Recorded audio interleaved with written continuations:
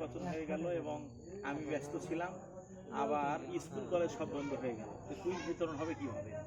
এই কারণে এবার এটা মিস বলতে বছর মিস হবে না, ঈদ উল ফিতরে মিস হয়ে গেল। আমরা ঈদের পরে খোলার 1-2 সপ্তাহের মধ্যেই কুইজটা দিয়ে দেব। কুরবানির ঈদে ইনশাল্লাহ আমরা এটার পুরস্কার দেবো ইনশাল্লাহ, তখন তোমরা এটাতে অংশগ্রহণ করবা।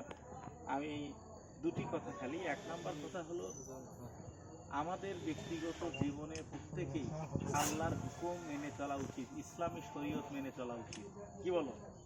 এই জন্য ছোটবেলা থেকেই যদি আমাদের নামাজের অভ্যাস থাকে তাহলে আর বড় হলে এই নামাজ আমরা ত্যাগ করবো না ইনশাআল্লাহ। এই জন্য প্রত্যেকেই 5 ওয়াক্ত নামাজের অভ্যাস করবে। আর আমাদের এখন সবার উচিত কোরআন পড়া শেখা। যারা কোরআন পড়তে পারো না এখন দ্রুত কোরআন পড়া শিখে নিতে হবে। বড় হলে 2টা কারণে আর কোরআন পড়া সম্ভব হবে না। একটা হলো শরম লাগবে, কার সাথে বসে শিখবে, কুটি বসে শিখবে, আর শরম লাগবে। আর প্রফেশনাল কারণে এমন একটা ধরো চাকরি বাকরি করবে, তাই এখন ওই মূর্খ গরিব মানুষ অথবা ছোলপোলের সাথে বসে ওই আলিফ বা তাসা পড়তে শরম লাগে দেখে পড়েই না। কথা বুঝছো কিনা? এই জন্য যাদের কোরআন পড়ার সুযোগ এখনো হয় নাই তারা কোরআন পড়া এই ছাত্র অবস্থায় শিখে নাও, শেখার কোনো লজ্জা নেই ইনশাল্লাহ। এরপরে সব সময় সমাজের মানুষকে সম্মান করে চলতে হবে, সবাইকে সালাম দিয়ে চলতে হবে, আদব কায়দা সম্পূর্ণ মানুষ হিসেবে গড়ে তুলতে হবে। একজন মানুষকে সৃষ্টি করার উদ্দেশ্য হলো উম্মতের কল্যাণ করার জন্য। মহান আল্লাহ রাব্বুল আলামিন বলেন, কুনতুম খায়রা উম্মাতিন উখরিজাত লিন-নাস তা'মুরুনা বিল মারুফ ওয়া তানহাউনা আনিল মুনকার। তোমরা শ্রেষ্ঠ জাতি, তোমাদেরকে সৃষ্টি করা হয়েছে মানুষের কল্যাণ করার জন্য। তোমরা মানুষকে সৎ কাজের আদেশ করো, অসৎ কাজের। এই জন্য সমাজের আমরা আদর্শ মুসলমান হতে হবে, আদর্শ মানুষ হতে হবে, যাতে সমাজের মানুষ আমার কাছ থেকে শেখে এবং আমি কোনো দিকে ডাকলে মানুষ যাতে আমার পক্ষে আসে। পারবো না ইনশাআল্লাহ? আল্লাহ পাক আমাদের মধ্যে এই বুঝ দান করুন। আর দ্বিতীয় এবং শেষ কথা হলো, এই সময় পড়াশোনা অন্য কোনো দিকে মনোযোগ দেওয়া যাবে না।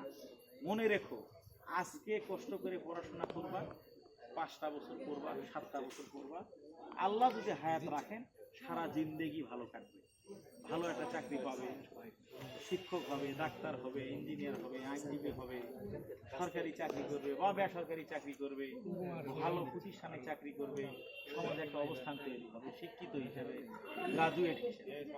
আর যদি অশিক্ষিত থাকবা, মূর্খ থাকবা, তোমার টাকা হতে পারে কিন্তু সে টাকা আবার চিরস্থায়ী থাকবে। যে কোনো একটা বিপদে দেখবে অনেক টাকা নেমে গেল, আবার ওই টাকা জমাতে সময় লাগবে, অনেক কষ্ট করতে হবে।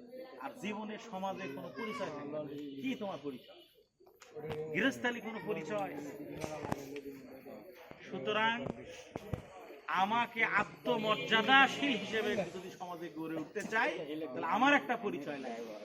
এটা হলো ব্যক্তিগত ক্যাপাবিলিটি, পার্সোনাল ক্যাপাসিটি। এই জন্য এটাকে বিল্ড আপ করার জন্য আমার ক্যারিয়ার তৈরি করতে হবে, আর সেটার জন্য আমার পড়ালেখাটা কন্টিনিউ করতে হবে। পড়ালেখা বন্ধ করা যাবে না, পারবে না ইনশাল্লাহ? কারো পড়াশোনার জন্য বন্ধ না, একদম পড়তে পড়তে যতদূর পড়া যায় পড়া শেষ, তারপরে বাংলাদেশের ক্লাস শেষ, তোমার পড়া শেষ, মাঝখানে পড়াশোনায় ব্রেক করা যাবে না। এই উচ্চ শিক্ষা অর্জন করা আর উন্নত নৈতিকতা হিসেবে নিজেকে গড়ে তোলা, এটাই আমাদের এডুকেশন ক্লাবের উদ্দেশ্য।